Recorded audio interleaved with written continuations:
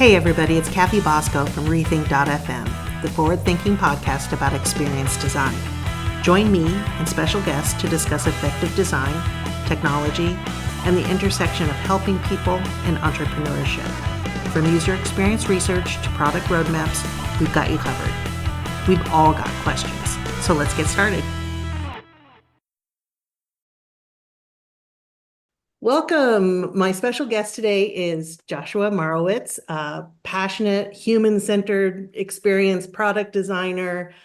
You're obsessed with product features with user-centered mindsets. You're the staff product designer at OneSignal, and you and your teams are just back fresh from Config in California, and we'll hear some of your key takeaways and insights around that. To get us started, would you tell us a little bit about yourself and your work and your team? Sure. Well, first of all, thank you for having me on the podcast, Kathy. I'm excited to be here and talk a little bit about Config, some of the work I do as a staff product designer at OneSignal. And hopefully we'll get into maybe a little conversation about how our team is looking at AI, not only inside of our product, but how the design team is incorporating it into their processes as well. So give you a very quick overview. I've been doing creative digital design for pretty much since the early aughts, working in different sectors of the industry, everything from PR firms to just agencies.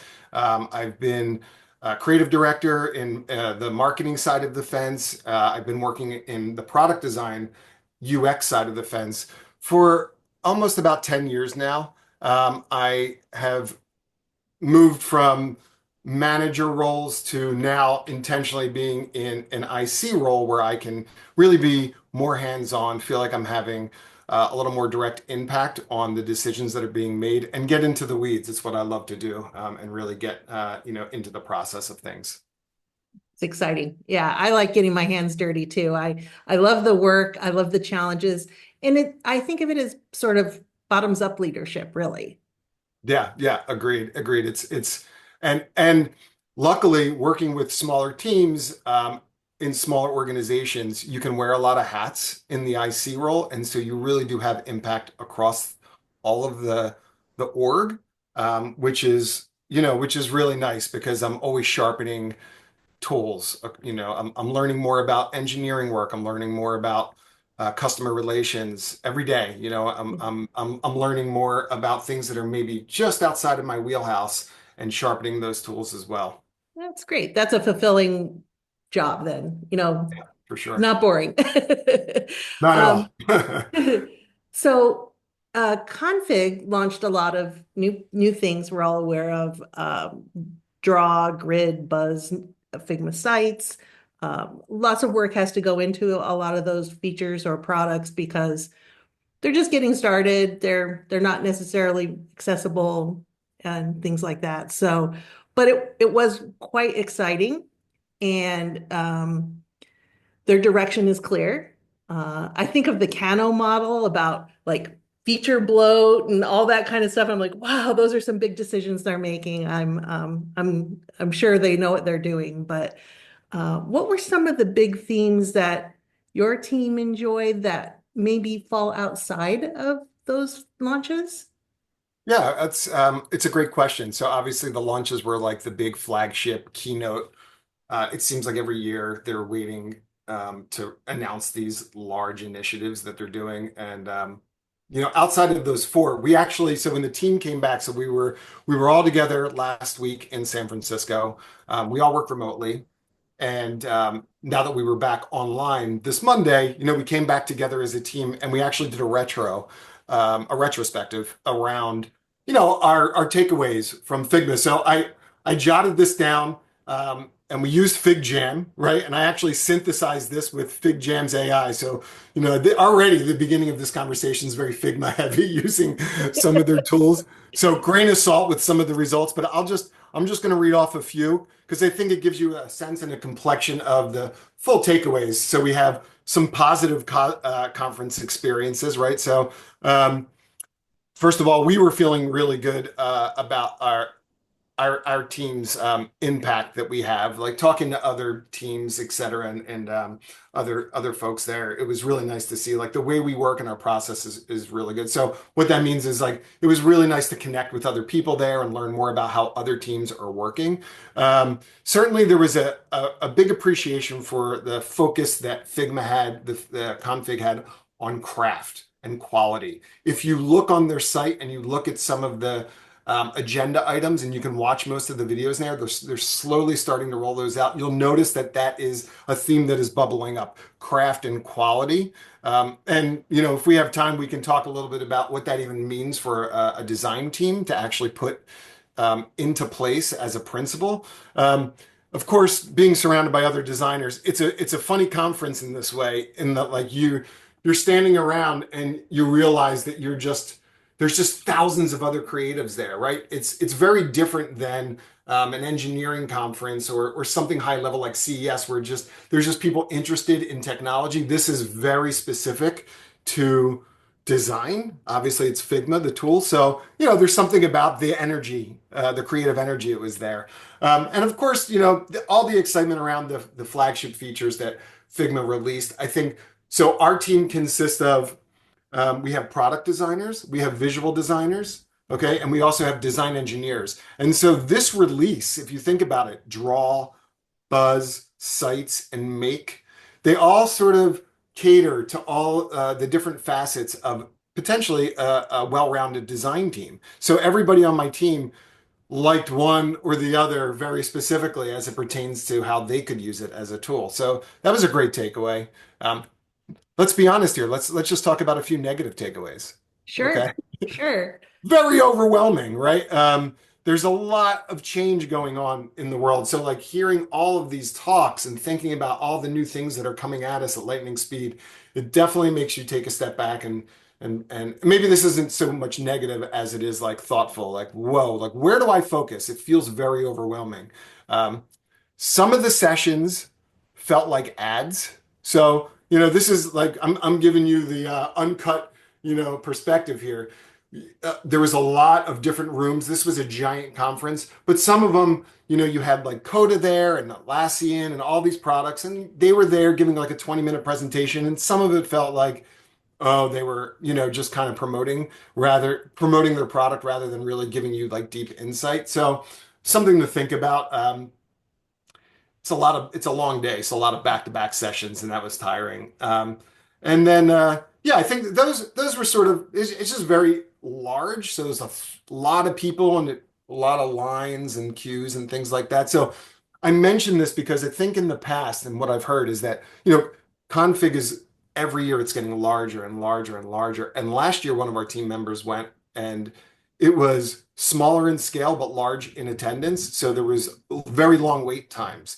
So it's very clear that Figma addressed that by making the conference even larger, but by nature that just allowed for more people to come. So it was like overwhelming to be around that many people all the time trying to also take in all A this. shock to the remote worker system for sure. Right.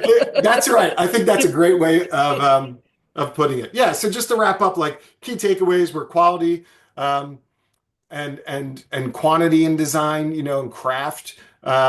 And certainly like some of the big features that I think our design really were excited about, our design team, was grids, namely grids. There's something about grids that is like a massive improvement with auto layout. And I think it's going to really help accelerate our design system and also how we like build components inside of our product. Yeah, and I think AI was the giant theme, right? It's going to be, this is just the world we live in. And so seeing how AI can unlock, the creative partner in you and, as your co-pilot was really interesting to hear more about. I guess one of my questions is how how is AI changing your team's workflows, and both in how you execute your work, but also in how you're building your product? Can you talk a Yeah, little bit about that? sure. I'll tell you what, let me take one step back and just tell you a little bit about the company I work for. So, Sure.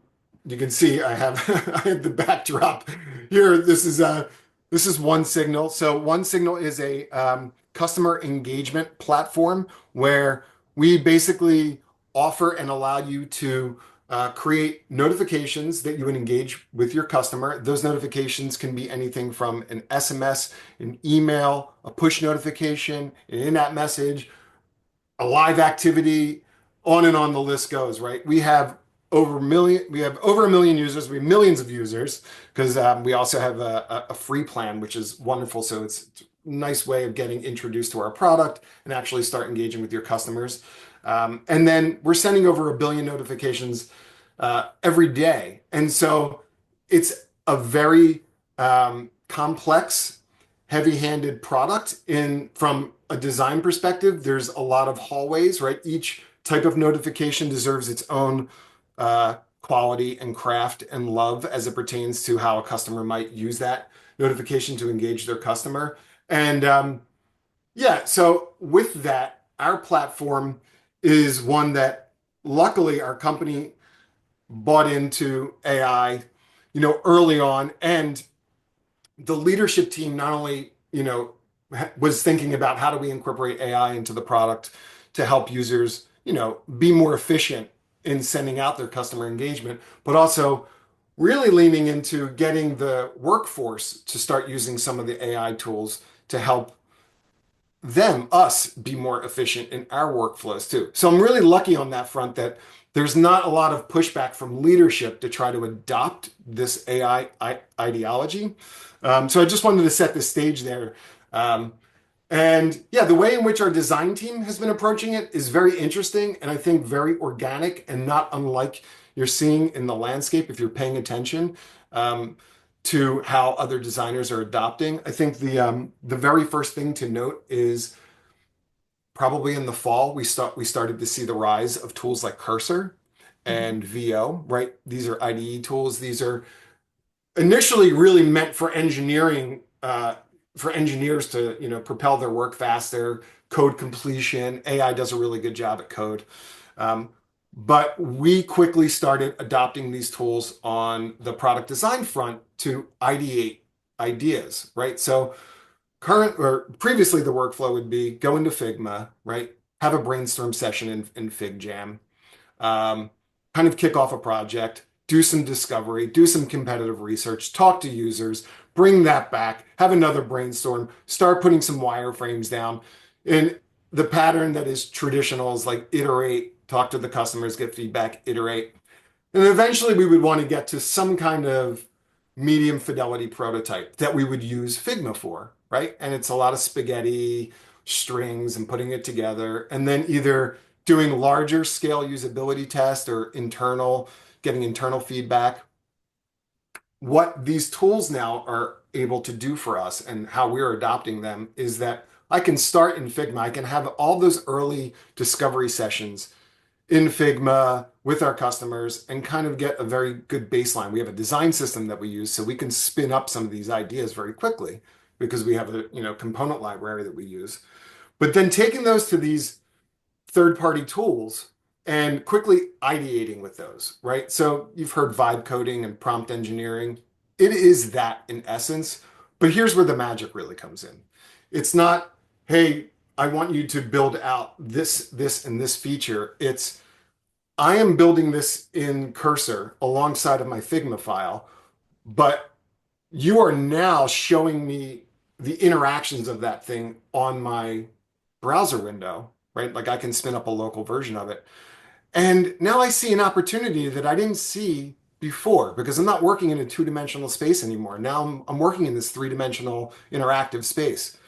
And I cannot tell you how many times I have taken what I thought to be like pretty significant designs and ideated and gone down rabbit holes quickly just to learn through the process of doing this new opportunities and new ways of thinking about the interactions that our customers can have, the flows they could have, et cetera. So it has really improved really the ideation of how we're creating work.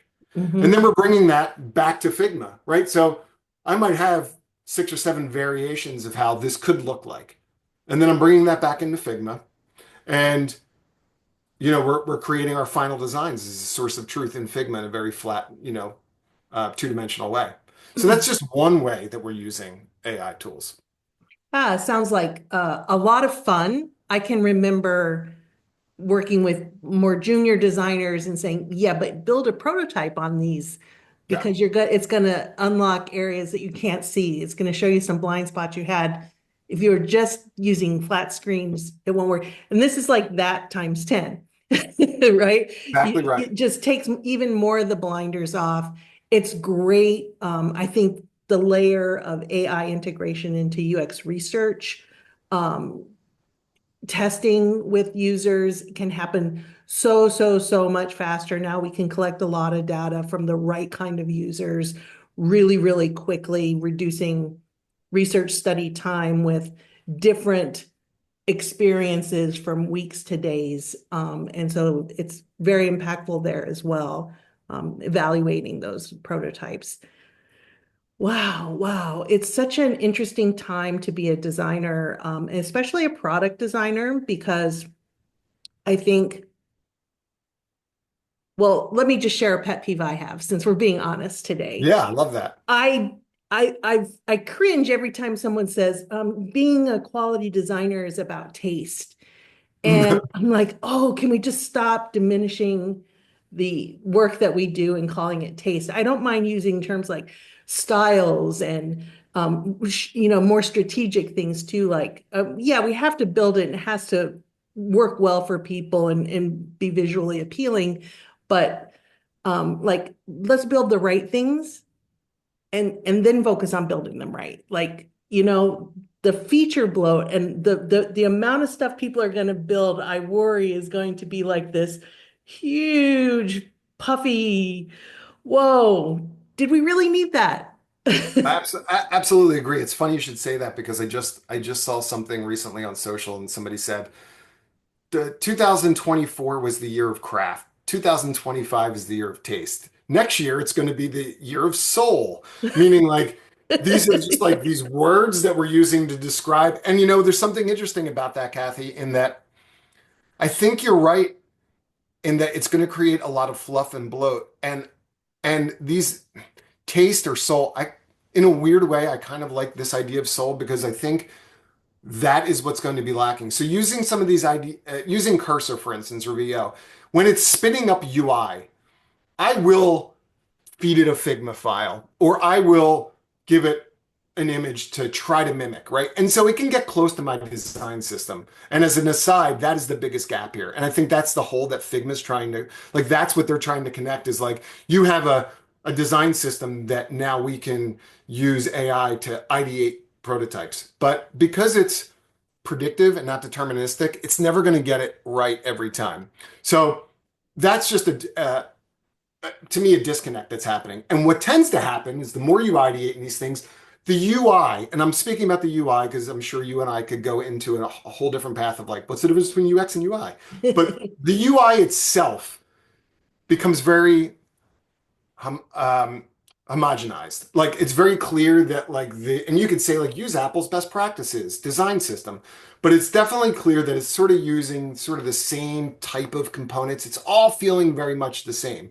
Now, on one hand, you might think, well, that's good. That's sort of allowing patterns to be established. Maybe in the future, there's only going to be sort of one or two ways things look. But I think as product designers, we know that that's never going to be the case, right? And things would never evolve if that was the case.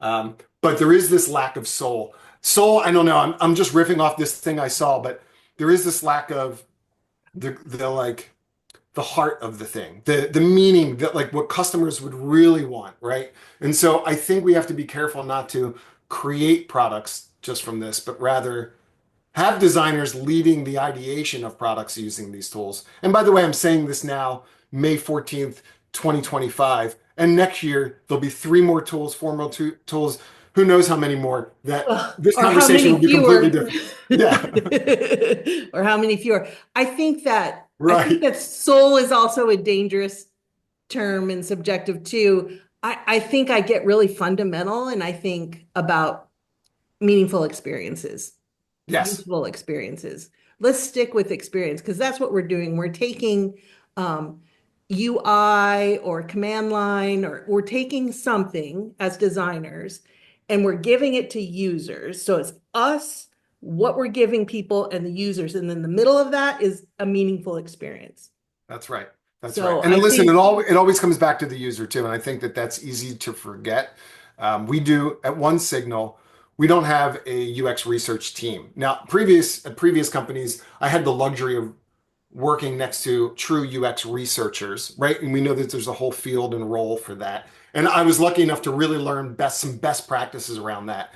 Here at OneSignal, the design team and the PMs, the product managers to some degree, kind of hold that territory, right? It's us. We are doing reach out. We are doing recruitment, early discovery, taking calls. I do surveys. I have a user group in Slack that I reach out to. I mean, I am all over the map with how I can always have a customer's input to make decisions about whether the features work, let alone the UI.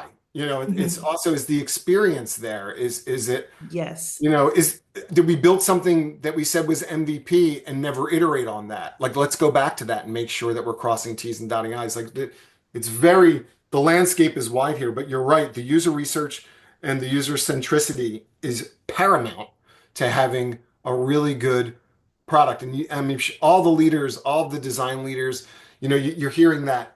It's always something that we come back to, like putting the user first, right? Like, Right. it's not my subjective opinion that should go first. It's what the users think. They're the ones Mhm. using the product, right? So as long as we're always coming back to that, I'm okay with adopting whatever tools available to me. How long have you been using Figma?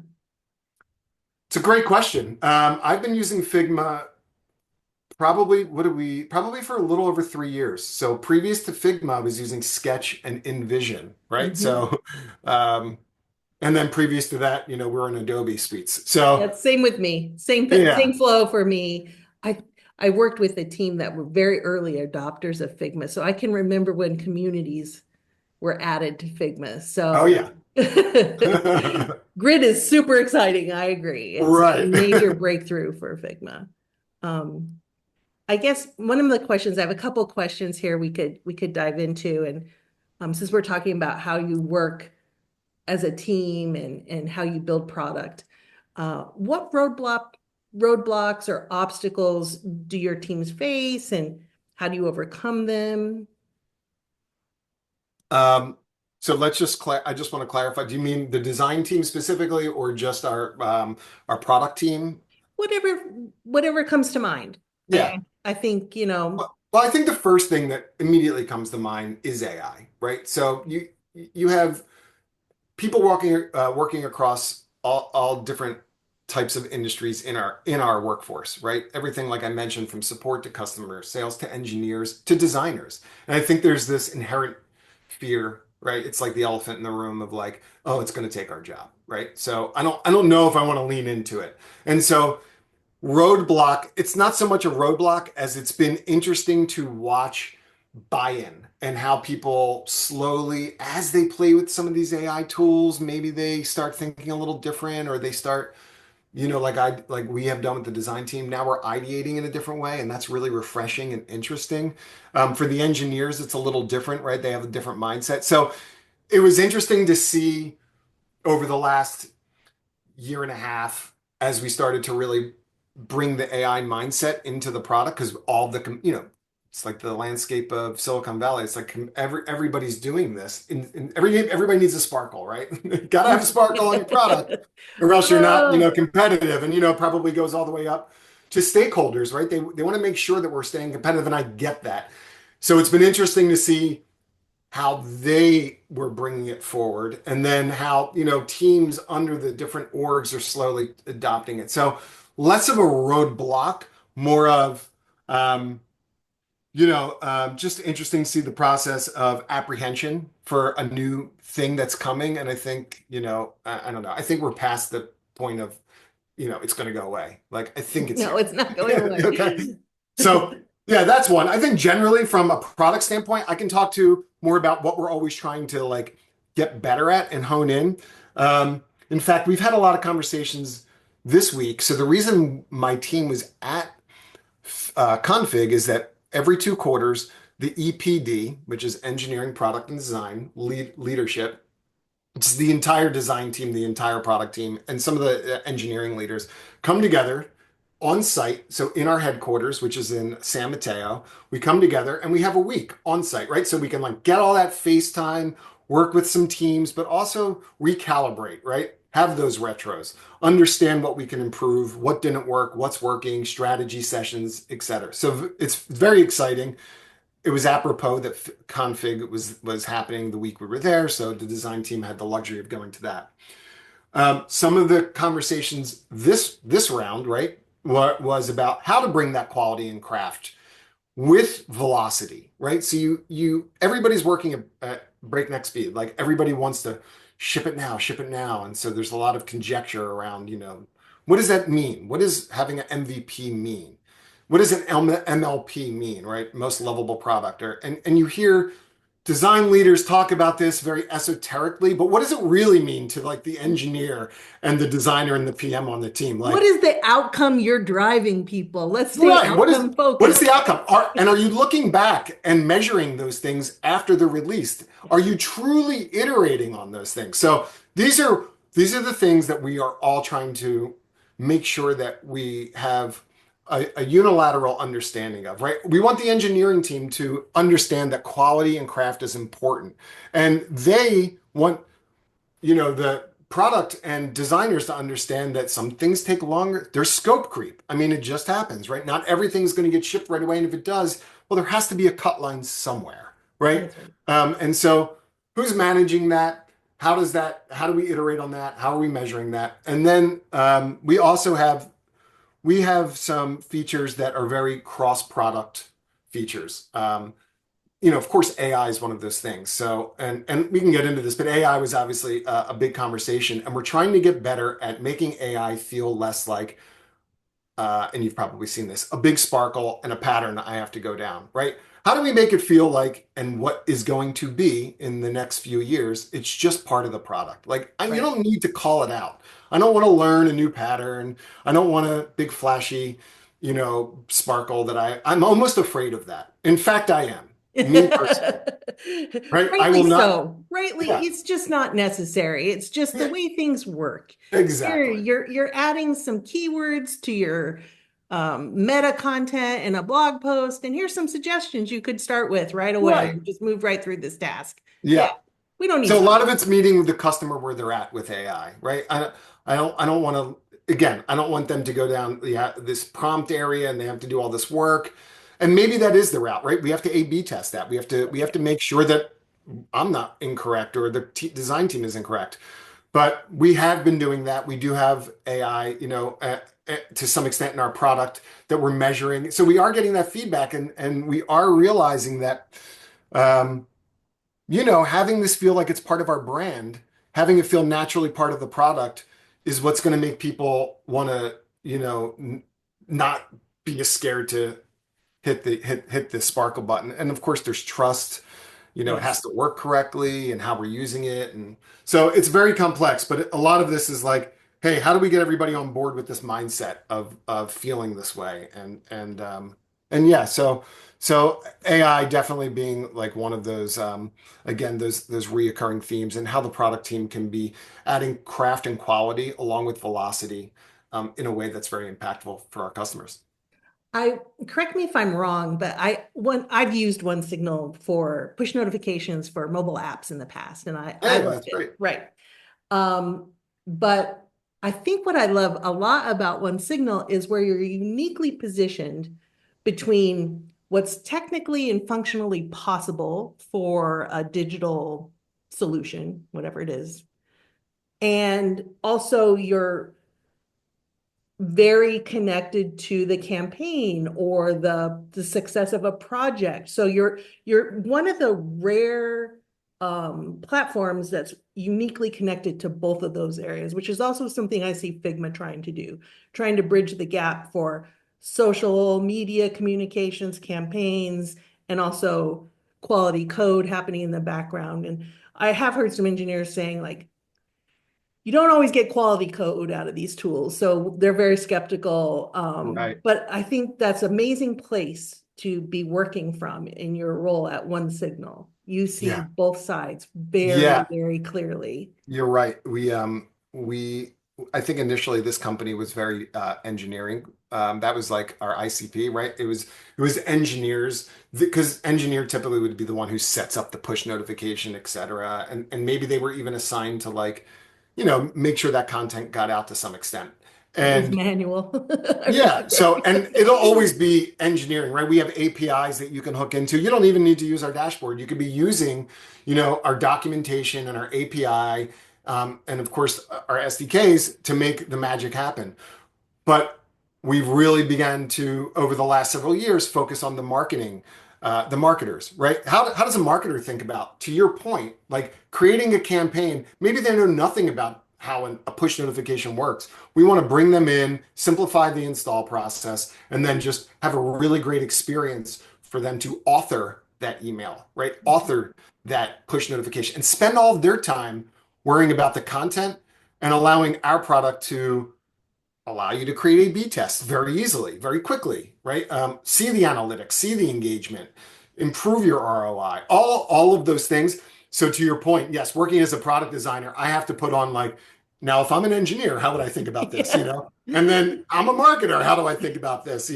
I'm lucky to be old enough to have done some back end work in my life, right? At one point, UX designers were actually called web designers, and That's and we right. would have to code. So I have empathy for the engineers and the work and looking at React code and looking at the API calls and I love that. And then I have worked most of my career in the front end of the design space, right? Like I was working in marketing. I was thinking deeply about engagement on the marketing front. And so yeah, bringing those two bits of empathy really helps, I think, Yes. as a product Yes. designer for sure. That definitely gives you the super in super icy for sure That's too. right. That's right. Um, I think you have here in the notes a couple of maybe we covered it already, but a couple of standouts that veered from the overall themes, Yeah. designing positive futures. Yeah, I Um, did want to, I noted these because these really resonated with me. And so, like, of course, a lot of the talks, like I mentioned, well, we had all the keynote talks and it was all about the releases of Figma, and that was very exciting. And then, there was a lot of talk about the AI stuff and also very interesting. But there was two specifically that really resonated with me because they did veer from like the typical topic. So, and these were by folks that I never heard of before, and now I'm like completely obsessed about, right? Great. So John Lepore, co-founder and executive creative director of Black Box Infinite, and I'm not even going to read like any notes about this. I'm just gonna like out loud, just like viscerally, what his perspective, what I took away from his perspective, it was a bit about like designing for positive futures. So he does a lot of work thinking about UI and UX outside of the in my world, outside of like this flat SaaS sort of product experience, right? He's doing things for the Vision Pro. He's thinking about things for Marvel movies, right? So like every time you saw sci-fi technology in a Marvel movie, that was his team like working on that and dreaming that up, right? Also doing things like, in your automobile, in your car, the dash display, the UI display, and he kind of went into a little segment about the fact that we really actually need like tactile buttons, rather than like this actually causes more incidences like trying to do the touch screen. Yeah. So his perspective though was very refreshing because it reminded me to start thinking outside of the box, right? Like, and I talked about the team about this week is that we're very much like looking at our competitors and we're looking at like we're always looking in the same space, like visual space and also mental space of what we're designing, like two-dimensional interactive products. And if you start looking at the things around you, everything is like a user experience, right? And this was just a reminder to start paying a little more attention to how we're interacting with other things outside of the space that we normally are in. And I thought so it was very refreshing. I highly recommend folks listening to him. And he was very well spoken.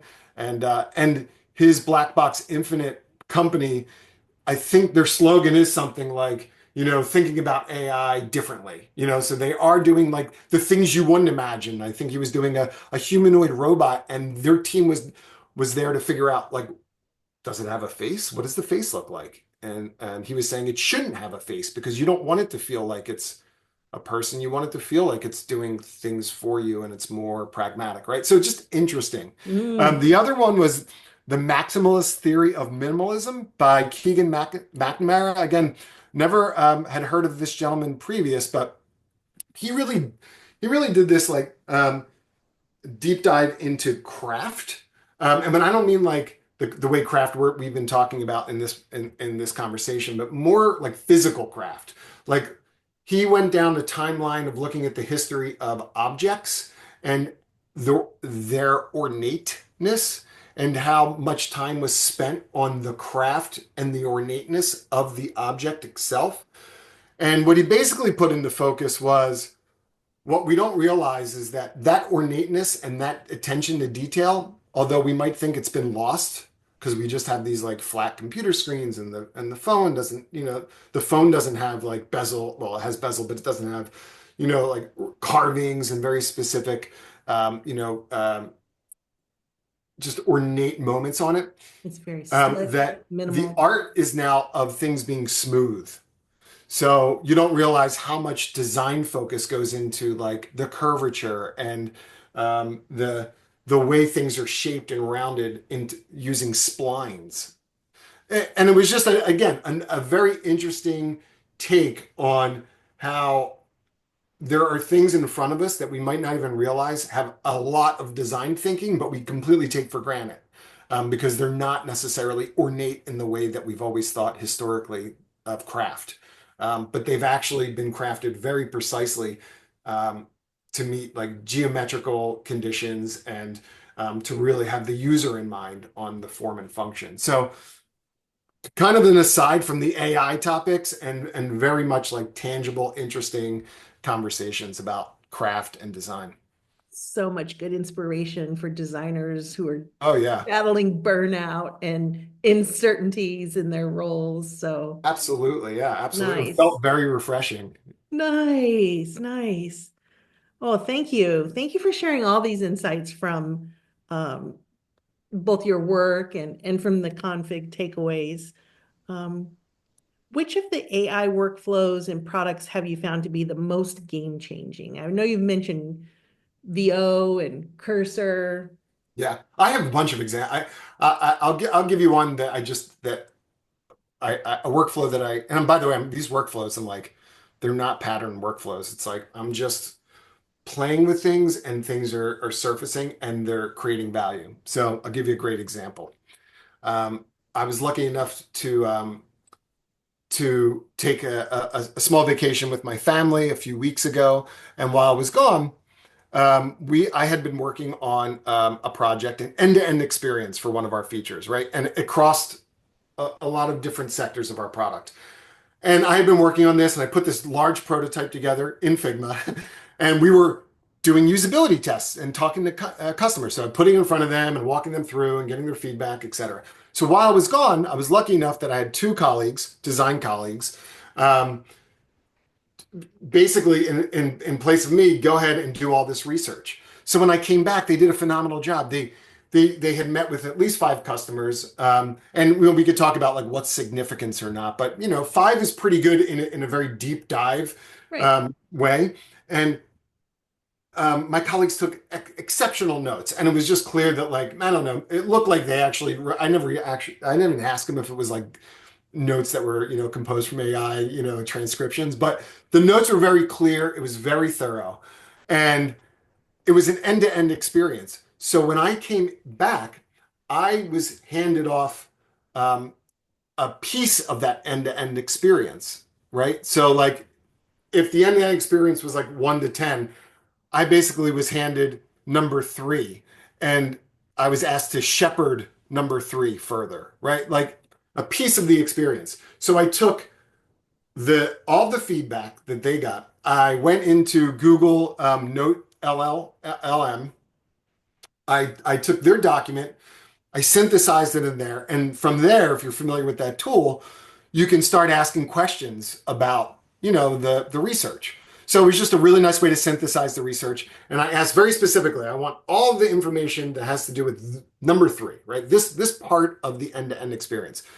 You can, and I understand that, like, it's nice to get the whole holistic view as well, but I was really interested in just understanding sentiment around this piece. So it started giving it back to me. And with this tool, you can also create, which is crazy, like a mini conversation, an audio conversation that is created by AI, which is two AI voices talking to each other conversationally about whatever topic you feed it. So I synthesized, this work. I read through it. I had a pretty deep understanding of like the next steps that I needed to take, but just out of like, let's experiment and see what happens. I created this little podcast, if you will. It spun it up, and it was just this natural conversation between a man and a woman, AI voices, who were just talking conversationally about, like, the value that this piece of the product has and the next steps we should take. And so it was, what was unique about that is that it put everything into very clear layman's terms into a conversation. And so I took that and I reached out to the product team that's working on this very specific thing, especially the engineers. And I said, hey, everybody, you might have forgotten like why we're building this and what the next steps are. So I want you to listen to this like 6-minute conversation and tell me what you think. And I pasted it. And the reaction I got was unbelievable, because what it did was it basically distilled down sort of we get so caught up in the mechanics of building that we forget like why we're building it or what the importance is or the value it has for the customers. And it very conversationally provided that. And the takeaway was just more buy-in. Like, oh my God, oh, I didn't even think about that. That is a great use case for this. And sure, I could have done all that work, but I literally did this, in half a day. I went from synthesizing, because I was away, synthesizing the notes, spinning up this little conversation I'd never done before, posting it in Slack, getting all these reactions and all this buy-in. And then I was quickly able to begin iterating based on the customer feedback that I got. So that's a great example to me of the UX research part. The favorite part about UX research to me is actually talking to the customers, synthesizing the notes. Like I read everything, but I having know. to like put it all back into Coda or, so everybody else can read. I'm happy to Yeah, it's a allow. lot of desk work that is Oh getting yeah, eliminated, and it's really exciting. You still have to evaluate what you're getting to make of sure, course. it sounded like you did the evaluation process, then Yep. you curated like this synthetic conversation that then you Yep. were able to um, evangelize with the team, because we know from research that as companies grow, uh, the staff, the engineers especially, they lose contact with customers. And what that does is it diminishes the meaningful nature of their work as well. And they really are doing this work because they want to help people. So That's we right. need to make that connection, intentionally build that for them and keep them enjoying the meaningful nature of their work. And so what a creative way to do that and to experiment. It's I, really ju- I just exciting. and just to kind of like put a final thought on that is that I think you're right. I know you're right in that you got to keep the human in the loop, right? There's so many times where I'll use a tool, I won't say which one, that records a conversation that I'm having and then afterwards provides a transcript and it uses AI and it gets things wrong. Like I know I didn't say that or the context is wrong, right? And so the human in the loop is the most important part of all of this AI. It's not, I think we need to be very careful of not thinking about this as like it's doing the work for me. It's very much an assistant, and I almost hate agent and agentic, all these buzz terms. But it's very much a tool that you That's should right. use, but you have to be reviewing, right? I mean, I'm course reading because I also have talked to customers outside of these conversations, and I have context that the AI doesn't have, right? And so It can't when I'm, think. yeah, when I'm prioritizing my work, I'm thinking about those conversations as well. I'm not just taking the list that it's spitting out and going, well, that's what now I have to do. Like, no, it's just providing me some insight, but it's the human that needs to determine, is that correct? Is that the right move? Mhm. And I think that I'm hoping that there's going to be tools built around keeping the human in the loop, but it being used as a real tool to help us be more efficient in our work. Yeah, I mean, we're always going to have to sit with and observe and be able to ask questions of people as they're trying to accomplish tasks with our tool. That's not That's right. going away. That's like Right. gold, right? That's gold. That makes us really great designers. But I think it's fascinating to think about how much more quickly we can work with the assistance of AI. When I lost my train of thought, I had another drop of gold to share, but it's gone. Okay. Oh well. Yeah, keeping in mind why we're making something and for who and how and being outcome focused, I think is really important. Oh, I remember what I was going to say. Um, if you don't have an AI enhanced research repo, that can be a really great next step for product teams. Standing that up, making it AI assisted searchable. So show me all the sentiment around this section 3 of this experience. And you can surface things and you can go back in there and interrogate that and all of that previous research that might still be useful to build signal and insights. So I would advocate that all product teams invest in this. I think one of the challenges, and I'm rambling, I apologize. One of the challenges with that is there is some vendor lock-in with that, unless you build your own, Right. because it's just complicated Yeah. to get it back up out of that.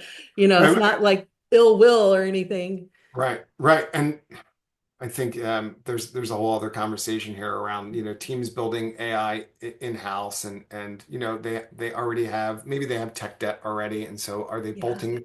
are they bolting this on? Maybe they have a framework that doesn't support it, and so there's a lot of complexity. Like, it's easy as designers to talk about how we're interacting with these things, and what the UI might look like, and it's the Wild West right now and all these things, Yeah. but the engineering dilemma here is complex, right? Like, how do we bolt this on in a way that's scalable, Yes. and but affordable? Like, and I don't know, but he kind of mentioned, like, for Figma, for instance, you're going to pay for Make. So Make is the tool that's similar to Cursor that they're going to bring in, or VO or Lovable, that you'll be able to prompt your designs with. Well, that's not going to be free because all of that's tokens, and tokens get used, and maybe you'll hit a limit on a free plan, et cetera, and I'll get you so far. So we're still dealing with, like, all the back end complexity of lack of chips and availability and processing speed and time and cost and all of these things that, like, fold into, quite frankly, the experience to some degree, right? And also the trust. I think that that's a giant conversation here that probably doesn't get talked about enough, because the moment it does something incorrect, are you going to use it again? If it recommends something that's slightly off, are you going to feel like you can go back to that? And so, like, how do we tell the user or alert the user? This is the design role. I feel like how do we let the user know that, is it a disclaimer? Are they already know that? Again, do we build these things where they're at rather than you're just using one path versus another? This is, like I said, the Wild West. These are all things that are new, and it's exciting. It's exciting to think about. Yeah, hopefully we can meet again a year from now and It'll be interesting. I'll buy coffee. I love that. I love that. All right. Well, that seems like a good place to maybe wrap up. Is there anything else you'd like to add before we wrap up this No, insightful conversation? yeah, I just want to tell you that I appreciate these kinds of conversations. I think they should happen more often. And thanks for having me on the podcast. I hope some other ICs really get some value out of this and maybe some inspiration. Oh, you're welcome. I'm sure they will. We'll be talking with some trust and compliance experts who are doing the work, and that'll be an interesting conversation coming up in a couple of weeks too that you might want to I'll be listen listening. for. Yeah, yeah. Well, thank you, Joshua. Have a wonderful week, and we really appreciate all of your insights and hard work. Thank you. Likewise. Thank you, Kathy.